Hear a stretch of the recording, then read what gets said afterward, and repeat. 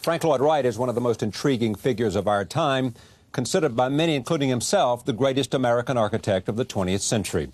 This celebrated and notorious American architect, known for his revolutionary designs and tempestuous personal life, is the subject of a new documentary by filmmakers Ken Burns and Lynn Novick. It will air over 2 nights on PBS, November 10th and 11th. Here is a clip from the series. But through it all, he never stopped dreaming of new ways to build. He was, one of his draftsmen remembered, 200% alive. I am pleased to have the directors Ken Burns and Lynn Novick here to talk about Frank Lloyd Wright and about the making of this film. Welcome. Great to see you. Great to have you back, my friend. Thank you. Bring me to Frank Lloyd Wright and why. This is history running on all cylinders. This is a guy who lives the American century, right? He's born 2 years after Appomattox. He dies 2 years after Sputnik.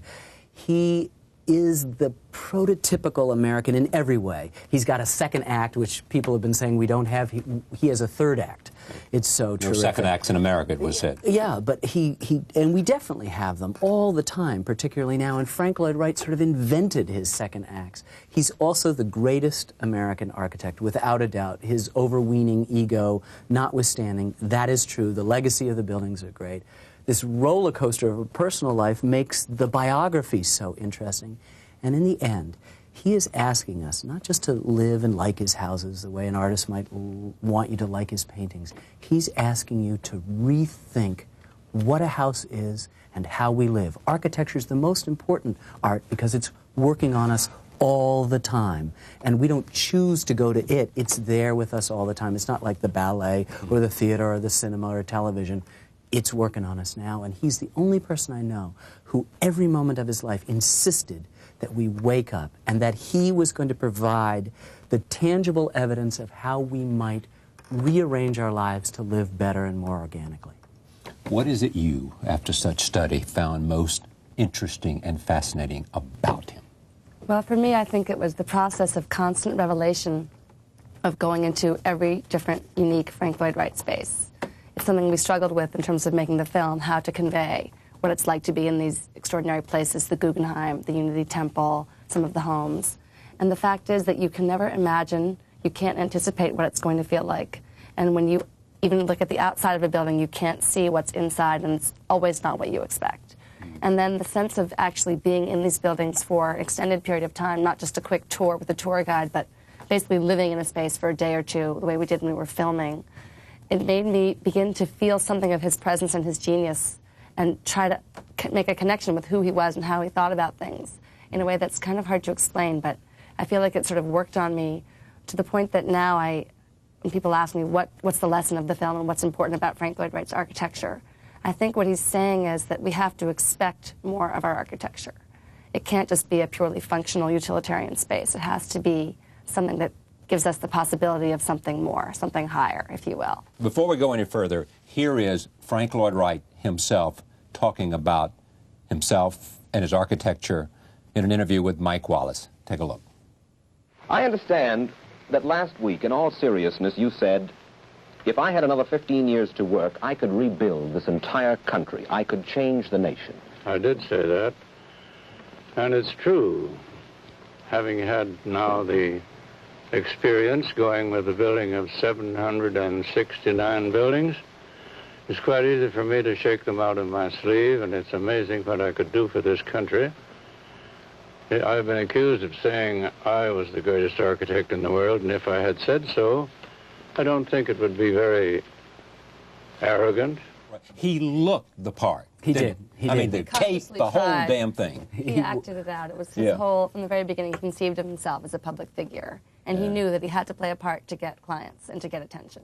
And he consciously affected a cape, cane, certain kind of hat, and a posture, flowing, basically. A certain kind of haircut that was very unusual for the time. And whenever he walked into a room, heads turned, even though he was only 5'6". Did he find success early in his life? Was he early on known to be He was driven. The stuff of greatness. His mama pushed him, and he hooked himself up with Louis Sullivan, the greatest architect. Right. He then moonlighted. And Sullivan fired him. Sullivan got rid of him. He started his own practice and basically revolutionized architecture with the prairie style, which just changed the dimensions of what a house was about, particularly in the suburbs around Chicago that were going up. And he saw himself as the guy who was going to transform architecture. So very early on, he is at the top of his field within the Midwest, within the Chicago area. Do you have one favorite Frank Lloyd Wright building, object?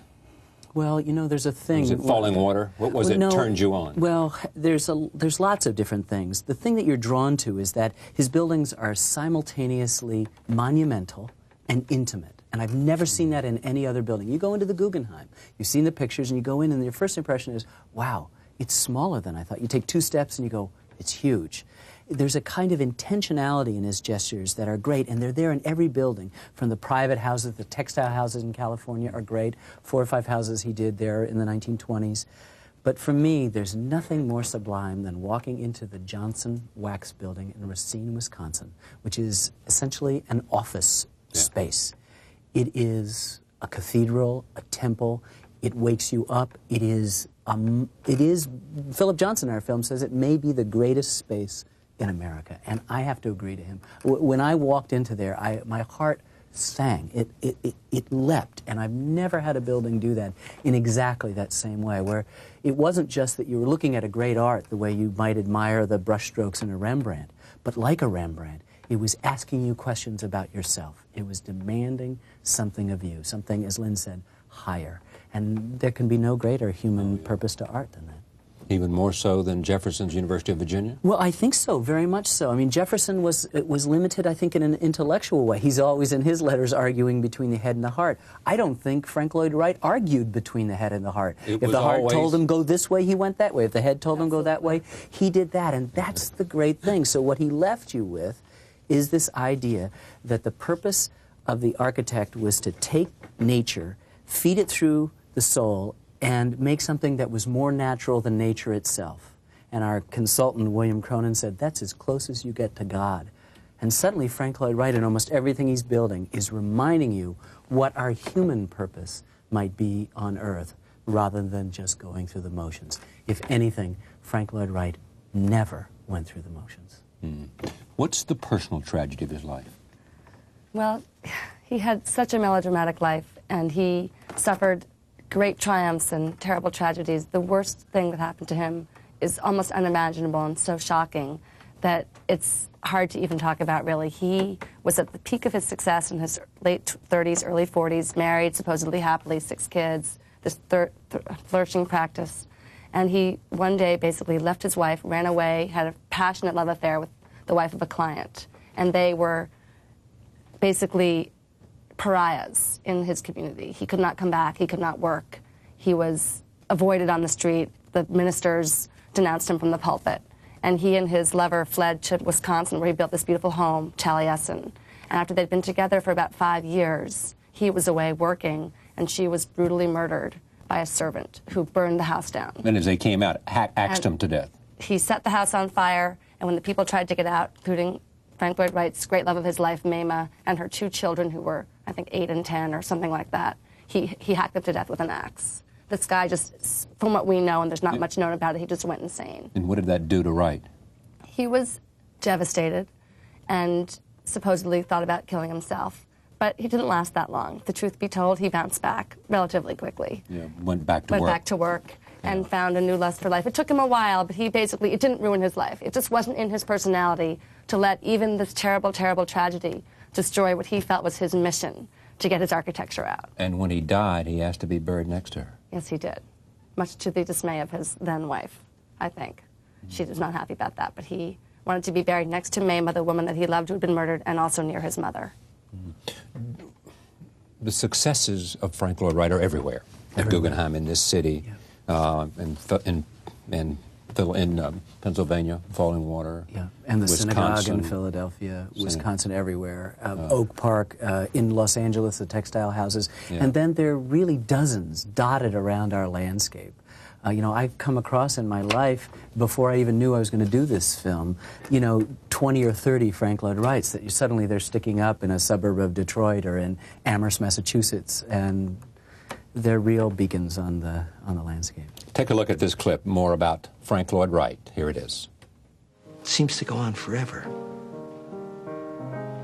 And that's one reason for the low ceiling. So you will associate yourself physically with that horizontal expansion. And the other thing is the color. They're the colors of the harvest. It's golden, green and golden and gentle browns in there. There's nothing like it for a sense of serenity and belonging. Always wonderful autumn in Wright's houses. That's Vince Scully, the great professor of architecture at Yale, and is an amazing sort of architectural historian, I guess. He is that, and so much more. I mean, he is responsible for making literally thousands of Americans sort of understand what our built environment's about, and he's so helpful in getting to know Wright, and in that case, Prairie Houses, but also Unity Temple, which he loves in particular. And Bob Stern, also in your film, is going up to Yale to be the, Dean of the School of Architecture? The Dean of the School of Architecture. Yeah. Architects are an interesting bunch. Most of them have been here.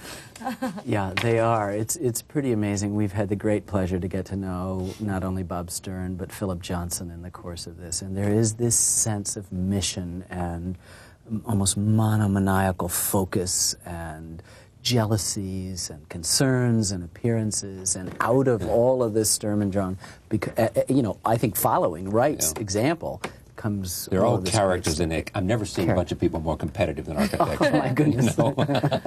If you want to know something bad about an architect, ask another architect. And you'll get it. You bet. And Frank Lloyd Wright really was the master of that. He didn't like anybody else. Didn't like anybody else. Didn't even think they were in his league. No one. No one. There was not another architect. He would compare himself to Michelangelo and Leonardo.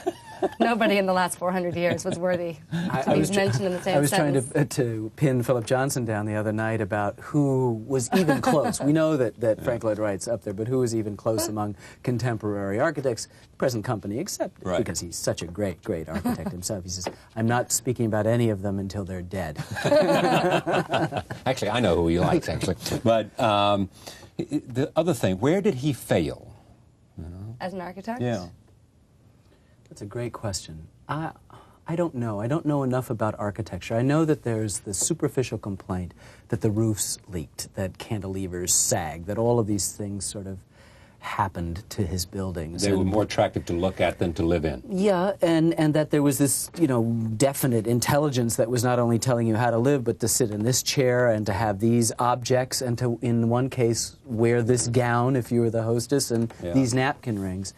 That's not a failing. That's someone who has a world vision. And I think even the drips and the leaky roofs are part of his reaching for something more, as one of our talking heads talks about in the film.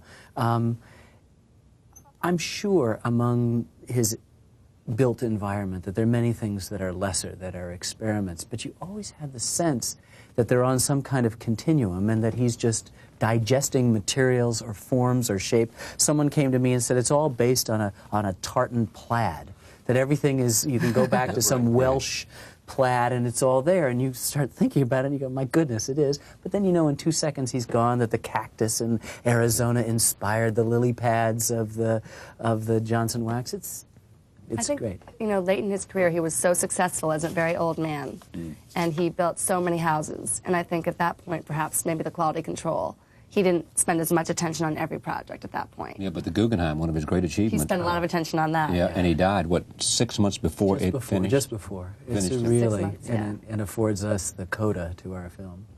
Speaking of the Guggenheim, here's Paul Goldberger, the architectural journalist who writes for the New Yorker magazine, talking about the Guggenheim. What is all art to do? All art is in some way about some kind of spiritual connection, some connection to something larger than us, some connection to something that we cannot wholly describe or put in words. Art is a lie that tells us the truth, Picasso once said. It's about getting to some feeling. And architecture, unlike any other art, connects to everyday living at the same time. It's a roof over our heads. It protects us from the rain. That's a great building for showing sculpture. It is. And, you know, there was so much controversy. Because and motorcycles. People hated it in anticipation of it. Most Yeah. of the abstract expressionists were just in outrage that this would be imposed on them, a slanting floor that the building would take away from them. But it's so amazing because, I mean, it just stands there and you know you're in the presence of a great building. Yes. You know? But I think he was trying to create a space that would be appropriate for sort of contemplation and reflection and make you feel something. The building itself makes you feel something, and then I think he felt you're properly put in the right mood to receive the art. That you can really relate to it in a way differently than you can in a museum where it's just a regular old room. What's the best thing Frank Lloyd Wright ever said about himself, the most interesting thing about He said, I once had to choose, early in life, I had to choose between hypocritical humility and honest arrogance, and I chose the latter. The latter, and I just questioned the word honest. Frank Lloyd Wright airs on PBS November 10th and 11th. Don't miss it. Another terrific piece of work by Ken Burns and Lynn Novick. We'll be right back. Stay with us.